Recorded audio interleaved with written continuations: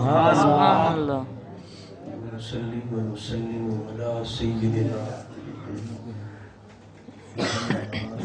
حبيبنا وشفينا مولانا وملجأنا ومأوانا محمد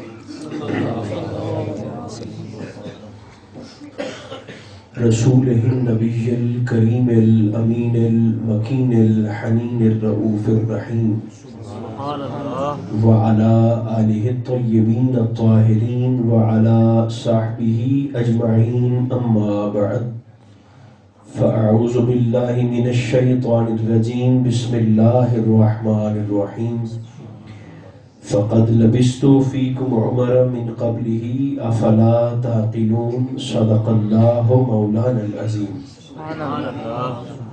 محبت اجازت دے تو خلوص کے ساتھ درود شریف پڑھیے. الصلاۃ والسلام علیک یا رسول اللہ، الصلاۃ والسلام علیک یا حبیب اللہ، الصلاۃ والسلام علیک یا نبی اللہ وعلی آلک و اصحابک سیدی یا نور اللہ. اللہ تبارک و تعالی جل مجدہ العظیم کی حمد و ثنا حضور نبی محترم رسول محتشم رحمت عالم صلی اللہ علیہ وآلہ وبارک وسلم کی ذات والا صفات پر بے شمار ہدیہ درود و سلام کے بعد میرے عزیزوں، اللہ رب العزت کا شکر ہے جس نے ہمارے گردنوں میں غلامی مصطفیٰ کا کلادہ عطا فرمایا. ہمارے عزیز ہر سال کی طرح اس سال بھی اللہ کی عطا کردہ توفیق سے ذکر خیر کا اہتمام کیے ہوئے ہیں.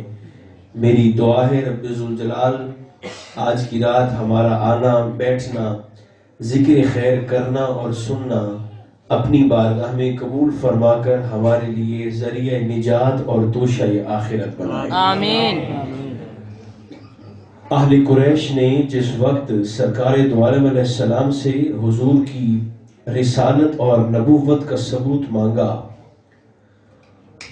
تو انہیں جو جواب نبی مکرم علیہ السلام نے عطا فرمایا وہ جواب اللہ کو اتنا پسند آیا کہ رب ذوالجلال نے اس جواب کو قرآن مقدس کا حصہ بنایا. سبحان اللہ. فرق تھوڑا سا یہ ہے کہ جب باہر والوں نے ثبوت مانگا تھا تو انہیں آقا علیہ السلام نے معجزات دکھائے تھے. سبحان اللہ. کسی کو شق قمر چاند کو توڑ کر دکھایا ہے، کسی کو رد شمس سورج کو موڑ کر دکھایا ہے، کسی کو پتھروں سے کلمہ پڑھا کر دکھایا ہے، کسی کو درختوں کو اپنی بارگاہ میں بلا کر دکھایا ہے، کسی کو اپنی انگلیوں سے چشمے چلا کر دکھایا ہے، اور کسی کو دودھ کا ایک پیالہ 1500 غلاموں کو پلا کر دکھایا. سبحان اللہ. یعنی باہر والوں نے جب ثبوت مانگا تھا حضور علیہ السلام سے نبوت و رسالت کا تو انہیں آقا نے معجزے دکھائے تھے. مگر جب برادری حضور کے سامنے آ کر کھڑی ہو گئی، چونکہ قریش حضور کی برادری ہے، ہاشمی آقا کا خاندان ہے، مطلبی، تو خاندان جب حضور علیہ السلام کے سامنے آیا اور آقا سے کہنے لگے کہ یہ آپ نے ایسی باتیں شروع کی ہیں جو ہم نے آج تک نہیں سنی. آپ کہتے ہیں کہ کوئی اللہ بھی ہے، آپ کہتے ہیں کہ کوئی جبریل بھی ہے، پھر آپ کہتے ہیں کہ وہ اللہ اس جبریل کے ذریعے آپ پر اپنے کسی کلام کو نازل بھی کرتا ہے. تو اس بات کا کیا ثبوت ہے کہ آپ اللہ کے رسول ہیں، آپ اللہ کے نبی ہیں؟ تو برادری کو سرکار نے معجزہ نہیں دکھایا، اس لیے کہ برادری معجزوں سے یا کرامتوں سے یا فتووں سے نہیں چلتی، برادری حکمت سے، مہر سے، برداشت سے اور محبت سے چلتی ہے. سبحان اللہ. خاندان کو حضور نے جواب کیا دیا؟ یہی آیت مجیدہ. آقا فرماتے ہیں برادری والو فقد لبثت فیکم عمرا من قبلہ، یہ اعلان نبوت سے پہلے 40 سال کا عرصہ جو میں نے تمہاری نظروں کے سامنے گزارا ہے.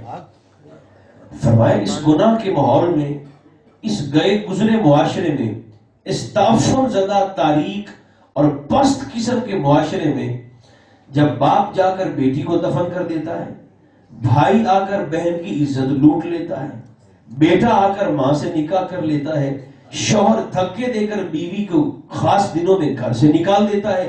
اب حضور کا چیلنج دیکھو، سرکار نے فرمایا خاندان والوں، ان 40 سالوں میں تم نے مجھ مصطفیٰ کی عصمت اور عزت اور طہارت اور پاکیزگی کی سفید چادر پر گناہ کا کوئی ایک بھی دھبا دیکھا ہے؟ سبحان اللہ، اللہ اکبر۔ آقا نے فرمایا گناہ تو چھوڑو، تم نے خطا کا بھی کوئی نشان دیکھا ہے تو خدا بنا مجھے بتاؤ، سبحان اللہ۔ اور اگر تمہارا جواب نہیں میں ہے تو پھر سرکار کا چیلنج دیکھیں، افلا تاکلون، پھر تم عقل نہیں رکھتے کہ میں تمہارے اندر رہ کر بھی تم جیسا نہیں ہوں؟ سبحان اللہ، فرمایا اس سے بڑھ کر میری رسالت کا، میری نبوت کا، میری پیغمبری کا ثبوت کیا ہو سکتا ہے کہ جب اعلان نبوت سے پہلی گزری ہوئی میری زندگی اتنی طیب و طاہر ہے تو اعلان نبوت کے بعد والی حیاتی کتنی پاکیزہ ہوگی۔ سبحان اللہ، بے شک۔ اب آپ یاد رکھیں گے کہ 63 سال ہے حضور کی ظاہری عمر شریف،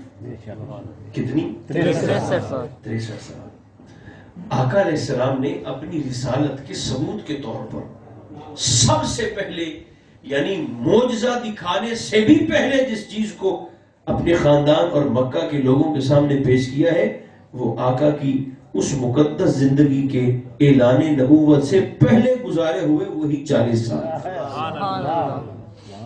اور یہ اتنا بڑا دعویٰ ہے کہ اگر میں اور آپ اپنے اپنے علاقے میں کریں نا تو کم از کم آدھا گاؤں اور آدھا چک کھڑا ہو جائے گا کہ تیرے اندر یہ بھی خرابی ہے، یہ بھی گڑبڑ، یہ بھی کمزوری، یہ بھی نقص، یہ بھی عیب۔ مگر آقا نے کوہ فاران پر سارے مکہ والوں کو جمع کر کے حضور نے فرمایا اگر میں تم سے کہوں کہ اسی پہاڑ کے پیچھے سے ایک لشکر آ کے فاران کے پیچھے سے مکہ والوں ابھی تم پہ حملہ کرنے والا ہے تو میری بات کو مانو گے؟ ابو جہل کہتا ہے آگے آ کر کہتا ہے بھتیجے ہمیں پتا ہے پہاڑ کے پیچھے سے لشکر کوئی نہیں آ رہا، لیکن اس کے باوجود اگر آپ کی زبان سے نکل جائے تو ہم سمجھیں گے ہم مکہ والے اندھے ہو گئے، مگر محمد کی زبان کبھی جھوٹ نہیں بول سکتی۔ سبحان اللہ، اللہ اکبر، نعرہ تکبیر، اللہ اکبر، نعرہ تکبیر، اللہ اکبر، یا رسول اللہ، یا رسول اللہ، یا علی۔ فرمایا سانو ساڑیاں اکھیں تے شک ہو سکتا ہے پر تہاڈی زبان تے شک نہیں ہو بے سکتا۔ شک، سبحان اللہ۔ تو یہ آپ دیکھیں گے یعنی حضور کے معجزوں سے بھی پہلے یہ سرکار کی 2 صفتیں تھیں جو پورے مکہ کے اندر معروف تھی۔ کون سی؟ صادق اور امین۔ آج بھی سرکار کی جالیاں لکھی ہے بے شک، مدینہ منورہ، سبحان اللہ۔ مواج شریف جہاں سرکار کا چہرہ اثر ہے نا، مواج شریف کہتے ہیں چہرہ سامنے، تو ان جالیوں پر نا لکھا ہے، کیا لکھا ہے؟ ایک حصے پر لکھا ہے لا الہ الا اللہ الملک الحق المبین، اور اگلے حصے پہ لکھا ہے محمد الرسول اللہ صادق الوعد الامین۔ سبحان اللہ، سبحان اللہ۔ آقا صادق بھی ہے اور آقا امین بھی ہے۔ اس پر میں 1-2 باتیں جلدی آپ کی خدمت میں عرض کر دیتا ہوں کہ سرکار کی صداقت اور سرکار کی امانت، یہ بھی میں اپنے بھائیوں کی خدمت میں ضرور کہوں گا کہ ہمیں زندگیاں گزر گئی ہیں سرکار کا میلاد شریف کرتے کرتے، اور کم و بیش اگر چلیں ایوریج عمر بھی لگا لی جائے نا اوسطاً تو آدھی عمر تو گزر چکی ہے نا ہماری بے شک، جی، کچھ کی آدھی سے زیادہ گزر چکی ہے، کچھ کی تھوڑی آدھی سے کم گزر چکی ہے۔ میلاد النبی میں آتے آتے، ذکر کرتے کرتے، سنتے سنتے اور سناتے سناتے، لیکن میرے بھائیوں سرکار کی سیرت کا کوئی نور تو خوشبو بن کر ہماری شخصیت میں اور ذات میں اب تک اترنا چاہیے تھا۔ بے شک، سانو ہن تک سیاڑا بن جانا چاہیے۔ دیکھیں نا، بھائی کے ساتھ میری دیوار سانجھی ہے گھر کی، مگر بھائی کے ساتھ میری زبان تو سانجھی کوئی نہیں۔ اللہ، کتنی عمر گزر گئی ہے ہمیں اپنے ہی بت کی پوجا کرتے کرتے، اور وہ بت جو میں کا ہے وہ ہمارے اندر ہے۔ دیکھیں اگر کسی سے محبت کرنی ہے نا تو اس کے جیتے جیتے کرو، کسی کو معاف کرنا ہے تو اس کے جیتے جیتے اس کی زندگی میں کرو، بے شک، کسی کو اعلیٰ ظرفی کا مظاہرہ کرنا ہے تو پھر اس کی زندگی میں کرو۔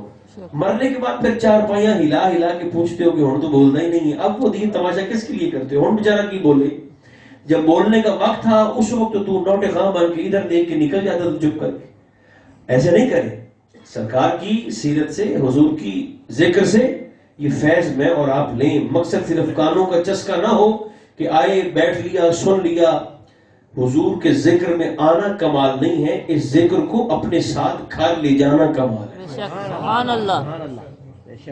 سرکار کی صداقت کا اور حضور کی امانت کا نور ایسا ہے کہ جب ہجرت اولا ہوئی نا، پہلی ہجرت، کیونکہ دوسری ہجرت تو ہوئی ہے مکہ سے مدینہ منورہ جو خود آقا نے بھی فرمائی ہے. اور ایک دن کسی نے سرکار ابو بکر صدیق سے پوچھا تھا، کسی نے کیا سرکار ابو دردہ نے پوچھا رضی اللہ تعالیٰ، حضور کے صحابی ہیں، تو انہوں نے عرض کیا سرکار صدیق اکبر سے جو نقش بندیوں کے پیر ہیں، آپ سے مخاطب ہو کر پوچھا کہ آپ کو سب سے بڑھ کر خوشی کب ہوئی؟ سلا تو تھوڑی گائی نہیں، سبحان اللہ. یہ میری بھی گائی نہیں. اگر گل شروع کی تھی مقام نہیں بھی ہے کہ نہیں ہوگا. آپ جلدی جلدی سن تو رہے نا، تھکے تھکے بیٹھے ہیں آپ بھی. تو عرض کی کہ آپ کو سب سے بڑھ کر خوشی کب ہوئی ہے زندگی میں؟ سرکار صدیق پاک سے نا خوشی کب ہوئی ہے؟ تو آپ نے دیکھیں نا، خوشی تو تب بھی ہوئی جب آپ نے کلمہ پڑھا. اس سے بڑھ کر کیا ہو سکتا ہے کہ دولت ایمان مل گئی ہے. خوشی تب بھی ہوئی جب آپ کے بیٹے نے کلمہ پڑھا. خوشی تب بھی ہوئی جب آپ کا لمحہ لمحہ حضور کی مائیت میں گزرا. مگر آپ کا جواب سنیں، سرکار صدیق فرماتے ہیں کہ مجھے اصل میں نا سب سے بڑھ کر خوشی اس وقت ہوئی جب میں حضور کو لے کر مکہ سے مدینہ جا رہا. سبحان اللہ. راستے میں خدمت بھی کرتا جا رہا ہوں، حضور علیہ السلام کے ساتھ ساتھ چلتا بھی جا رہا ہوں. ایک جگہ ایسی آئی کہ جہاں نا دھوپ کی گرمی کی شدت تھی، تو میں نے دیکھا کہ آقا کی مقدس پیشانی پر اور خوبصورت سرخ و سفید حضور کے رخسار پر نا پسینہ پاک کے قطرے ایسے تھے کہ جیسے پھول پہ شبنم نہیں ہوتی، ایسے تھے. تو اب میں فرماتے کہ میں بے چین ہوا اور میں نے دیکھا کہ حضور علیہ السلام کے ساتھ ہوں میں خدمت کے لیے. سفر بھی طویل ہے، گرمی بھی ہے، اور ادھر ادھر دیکھا تو ظاہر ہے راستے سے ہٹ کے چونکہ چل رہے تھے تو درخت بھی کوئی نہیں. تو میں نے دیکھا کہ ایک پہاڑ کی چٹان تھوڑی سی باہر کو نکلی ہے. سرکار صدیق فرماتے ہیں کہ میں گیا اور میں نے اپنی پگڑی کھول کر، پگڑی دستار کھول کر، تو میں نے چٹان کے نیچے سے جگہ کو صاف کیا اور آقا سے عرض کیا کہ حضور آپ ذرا یہاں تشریف لائیں آرام فرمانے کے لیے. سائے میں قدرے ٹھنڈی جگہ تھی. تو آقا علیہ السلام وہاں تشریف فرما ہوئے اور فرماتے ہیں میں نے حضور سے تھوڑی دیر کی چھٹی پوچھی اور میں نکلا تو وادی میں دیکھا کہ ایک چرواہا بکریاں چرا رہا ہے. اس کے پاس میں گیا تو میں نے کہا مجھے دودھ مل سکتا ہے آپ سے؟ دودھ؟ انہوں نے کہا ہاں مل جائے گا. اگر وہاں سے لیتے میرے گھر سے تو 3 درہم کا دیتا، اب یہاں سے لے رہے ہو تو 4 کا ملے گا. میں نے کہا ٹھیک ہے تم دے دو، سستا ہے. 4 درہم کا دودھ لیا اور ایسے نہیں کیا کہ پیالے میں ڈال کے لے آئے، بلکہ پہلے جا کر دور آبشار سے، جھرنے سے پانی کا پیالہ بھر کے لائے اور اس سے کہتے ہیں چرواہے سے کہ پہلے اس سے اپنے ہاتھوں کو دھو، پھر بکری کے تھنوں کو دو، پھر مجھے اس میں دودھ دو کے دو. اس نے دیا تو سرکار صدیق آہستہ آہستہ چل رہے ہیں. تو فرماتے کہ جب میں اس چٹان کے نیچے آیا جس کے نیچے محبوب آرام فرما تھے، اور یہ یاد رکھیں مثال صرف اپنی بات واضح کرنے کے لیے ہوتی ہے. جو ہیرا ہوتا ہے نا، ہیرا اصل قیمت اس ہیرے کی ہوتی ہے، ہیرے کی. تو وہ ہیرا آپ چاہے رکھ دینا کریب کے دوپٹے میں تو وہ کریب کا دوپٹہ کروڑوں کا ہو جائے گا. آپ اسے جا کر رکھ دیں کسی ٹوٹے ہوئے صندوق میں تو وہ صندوق انمول ہو جائے گا. بالکل ایسے ہی حضور علیہ السلام کی شخصیت سارے کمالات کا مرکز ہے. اگر آقا علیہ السلام کی شخصیت حجرہ عائشہ صدیقہ میں ہو تو اما عائشہ صدیقہ کا حجرہ عرش سے بھی افضل ہے. سبحان اللہ. بے شک.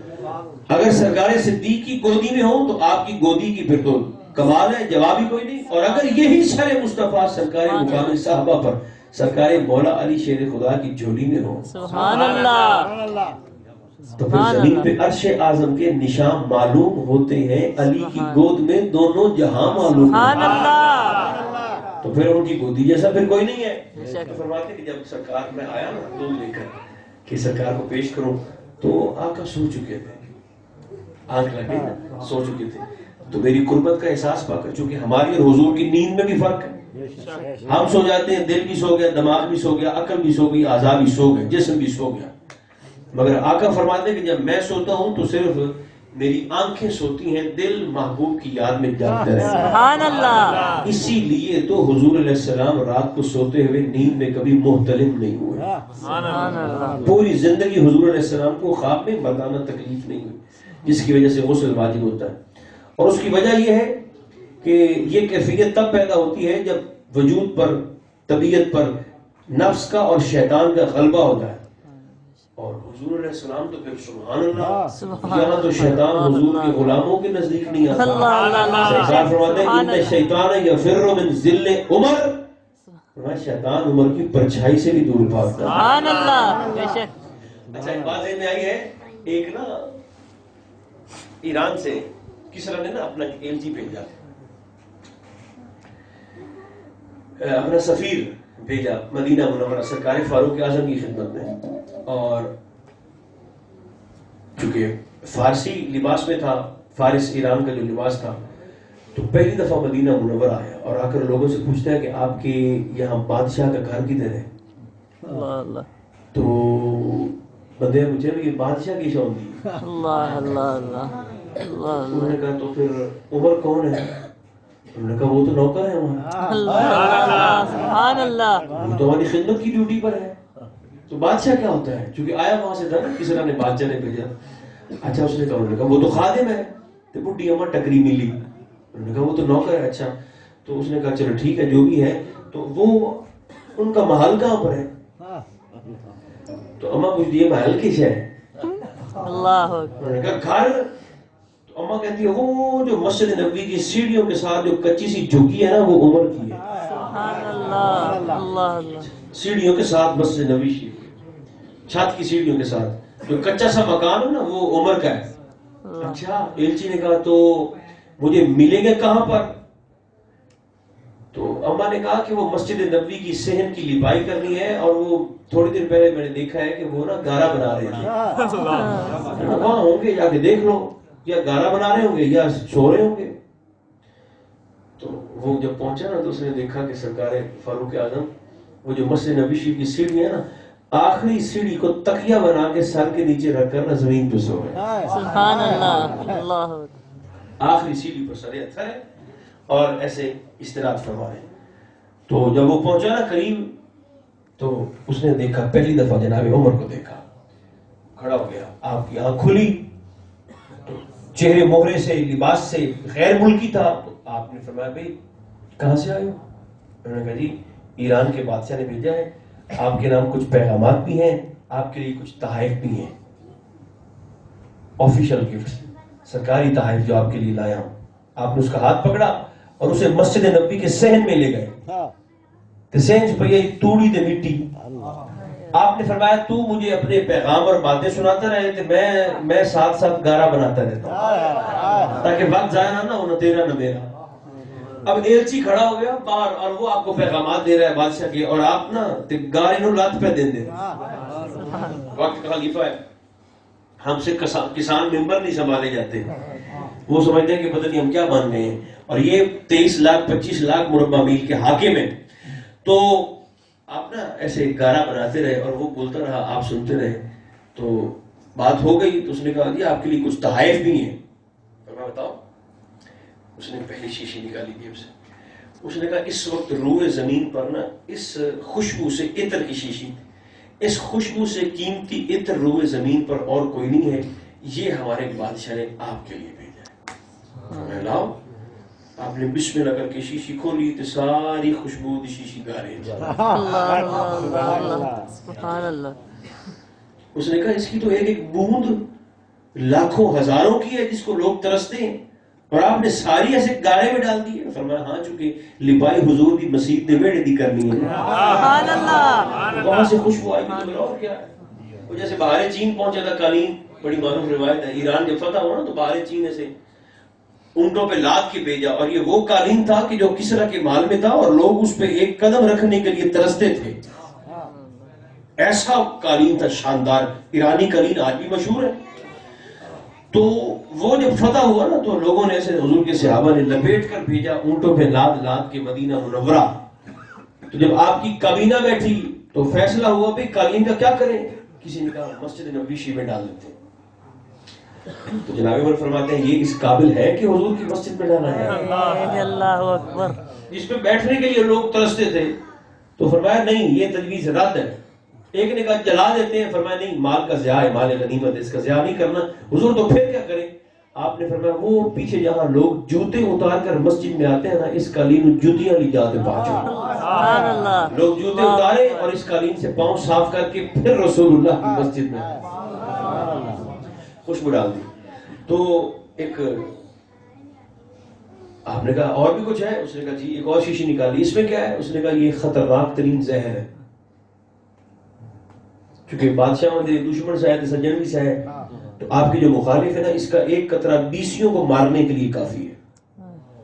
اگر آپ کو کوئی دشمن ہو, ایک گل پتہ ہے مجھے کتوں یاد آئی ہے کہ شیطان عمر کے نزدیک نہیں آتا.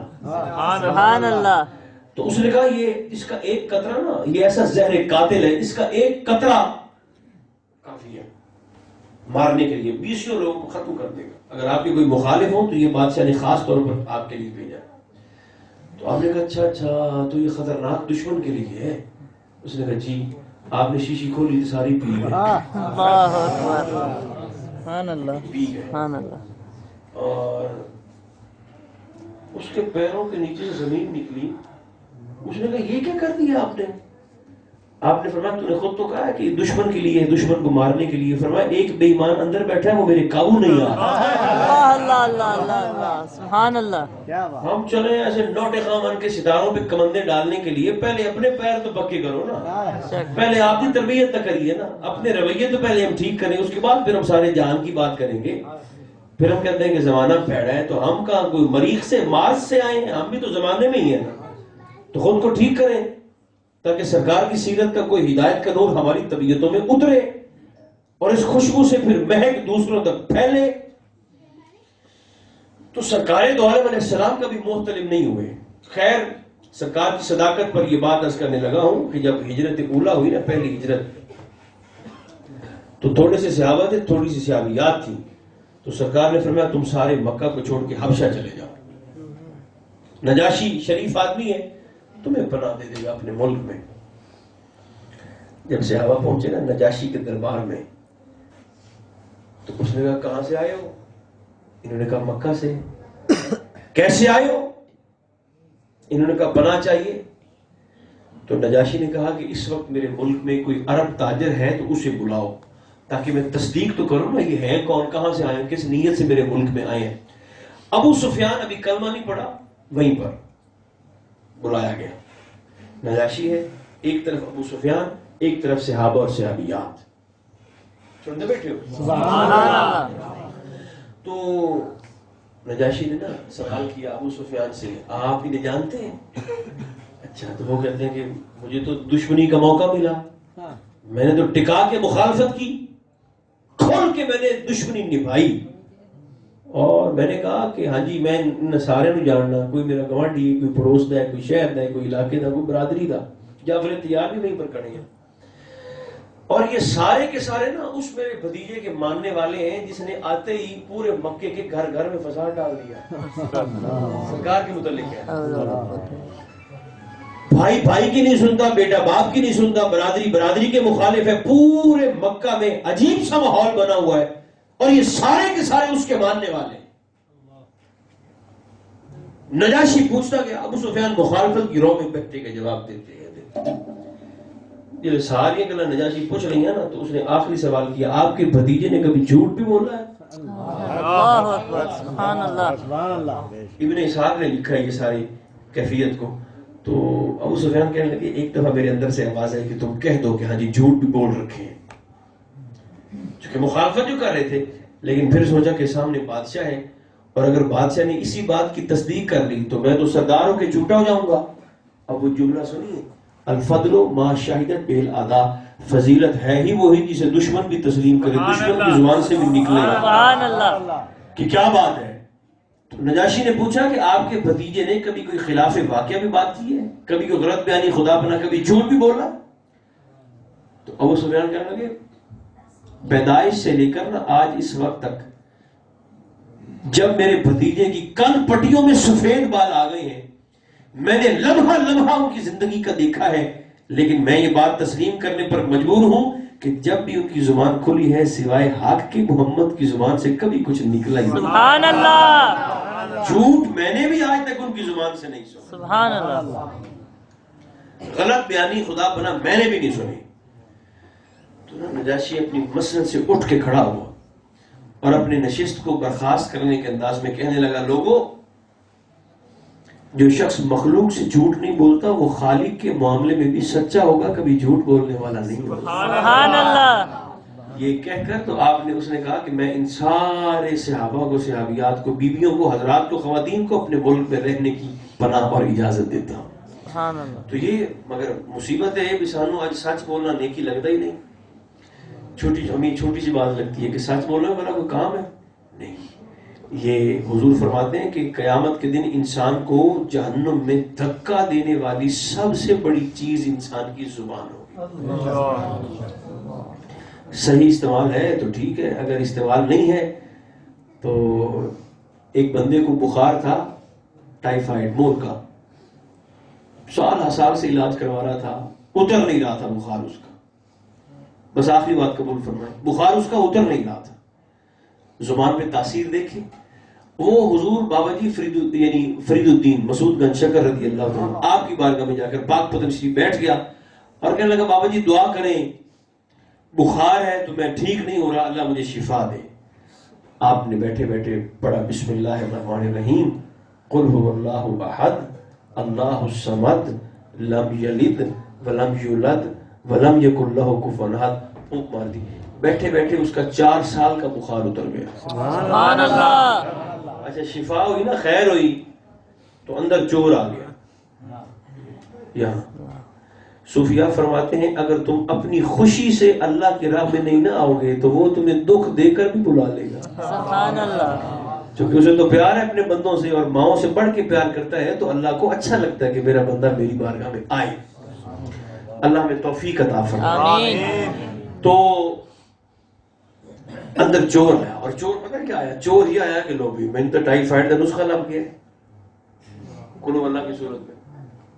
واپس گیا نا تو اس نے پورے علاقے میں اعلان کروا دیا, جس جس کو ٹائیفائڈ ہے سارے ہی آ جاؤ, جنہوں مور کہنا سارے آ. اللہ اکبر. لوگ اپنے گھوڑوں پہ, اونٹوں پہ مریضوں کو لاد لاد کے بیچارے کئی چارپائیوں پہ لاد اٹھا کر سفر کر کے آئے. پہلا ہی مریض اس کے سامنے آ کر بیٹھا نا تو اس نے ایک دفعہ نہیں 100 دفعہ پڑھ کے پھونک ماری.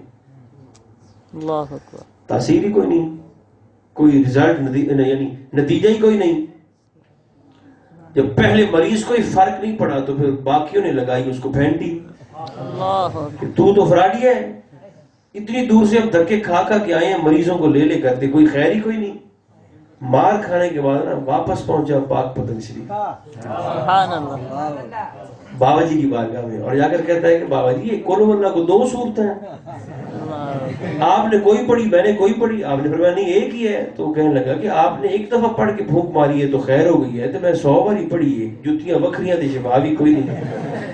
تو آپ نے پتہ کیا فرمایا, جیسے آپ نہیں مسکرائے وہ بھی مسکرائے. بابا جی انہوں نے فرمایا کہ صرف سورہ اخلاص کافی نہیں ہے, زبان بھی فرید کی جائے. سبحان اللہ. اور فرمایا یہ تاثیر اس لیے ہے کہ میں نے اپنی زبان پر حرام کا لقمہ نہیں آنے دیا, میں نے اس زبان سے کسی کا دل نہیں توڑا, میں نے اس زبان سے کسی کی غیبت نہیں کی. سرکار ابن مسعود فرماتے ہیں کہ آقا کا زمانہ ایسا نفیس زمانہ تھا کہ جب بھی کوئی شخص کسی دوسرے کی غیبت کرتا نا فوراً پورے شہر کی فضا میں ایک گھٹیا قسم کی بدبو پھیل جاتی تھی, اور اس بدبو کو سونگھ کر ہم محسوس کرتے تھے کہ آج کسی نے کسی دوسرے کی غیبت کی ہے. تو جو شاگرد سامنے بیٹھے تھے انہوں نے کہا حضور غیبت تو آج بھی ہو رہی ہے مگر ہمیں بو محسوس نہیں ہوتی. آپ نے فرمایا اصل میں وہ بیماری ہو اتنی گئی ہے, بدبو بڑھ اتنی گئی ہے کہ اب تم لوگ عادی ہو گئے ہو, اب تمہیں محسوس نہیں ہوتی. اللہ اکبر. تو سرکار فرید پاک فرماتے ہیں میں نے اس زبان کو حرام نہیں کھلایا, میں نے اس زبان سے کسی کا دل نہیں توڑا. دل بدستاور کہ حج اکبر است از ہزارہ کعبہ یک دل بہتر است.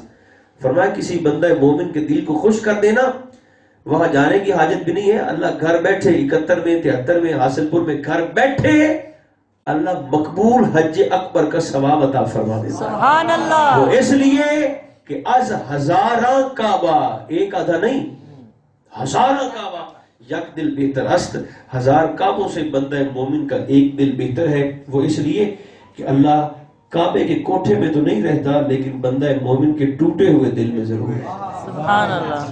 اسی لیے تو اللہ فرماتا ہے کہ میری محبت یہ ہے، اللہ فرماتا ہے میری محبت دیکھو اور پھر اپنی بے وفائیاں دیکھو۔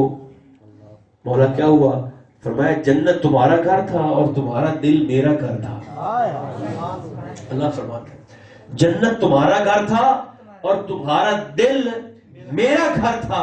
فرمایا میرا پیار یہ ہے کہ میں نے تمہارے گھر سے شیطان کو نکال دیا، اور تمہاری بے وفائی یہ ہے کہ تم نے میرے گھر میں اسی شیطان کو لا کے بٹھایا۔ اللہ اکبر۔ تو بابا جی فرماتے ہیں کہ میں نے تو کبھی نہ غیبت کی ہے، نہ دل توڑا ہے، نہ چغلی کی ہے، نہ حرام کھلایا ہے، تو میں نے زبان کی ہے حفاظت۔ تو جب میں اس پاکیزہ زبان سے قرآن پڑھتا ہوں تو پھر اللہ اس پر تاثیر کا نور بھی پیدا فرماتا ہے۔ سبحان اللہ۔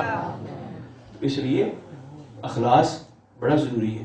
بخاری شریف دی پہلی، ترمذی شریف دی پہلی، مسند امام اعظم دی پہلی حدیث پاک، جوامع الکلم میں سے لفظ 3 ہیں، مگر ہمارے پورے دین کا خلاصہ ہے انما الاعمال بالنیات۔ سبحان اللہ، بے شک۔ ہر عمل کا دار و مدار نیت پر ہے۔ اس لیے کہ اللہ تو ہمارے ظاہر کو نہیں دیکھتا۔ میں اور آپ ایک دوسرے کے ظاہر سے متاثر ہو جاتے ہیں کہ دیکھو جی ٹوپی بھی ہے، داڑھی بھی ہے، کچھ لگتا بھی ٹھیک ٹھاک ہے، بندے بھی حضرت صاحب، مولوی صاحب، پیر صاحب، شاہ صاحب، صوفی صاحب، حاجی صاحب، قاری صاحب کہتے ہیں تو وہ شریف آدمی ہے۔ ظاہر کو دیکھ کر ہم متاثر ہو جاتے ہیں۔ اللہ فرماتا ہے نہ میں تمہارے چہروں کو دیکھوں، نہ میں تمہارے حلیوں کو دیکھوں، نہ میں تمہارے ظاہر کو دیکھوں، تو اللہ پھر تو کسے دیکھتا ہے؟ فرمایا تمہارے دلوں کو اور دلوں کے اندر چھپی ہوئی نیتوں کو۔ سبحان اللہ، اللہ اکبر۔ بس آج کی گفتگو یہی ہے، اسے پیغام کہہ لیں، گزارش کہہ لیں، میں اور آپ اپنی طبیعتوں میں ایک دوسرے کے لیے بھی اخلاص پیدا کریں۔ زندگی کا مزہ اور ذائقہ ملے گا ہی تب جب ہمارے رویوں میں خلوص آ جائے گا۔ انشاءاللہ۔ اللہ ہمیں توفیق عطا فرمائے۔ آمین۔ صلی اللہ تعالی علی خیر خلقہ محمد و آلہ و اصحابہ اجمعین۔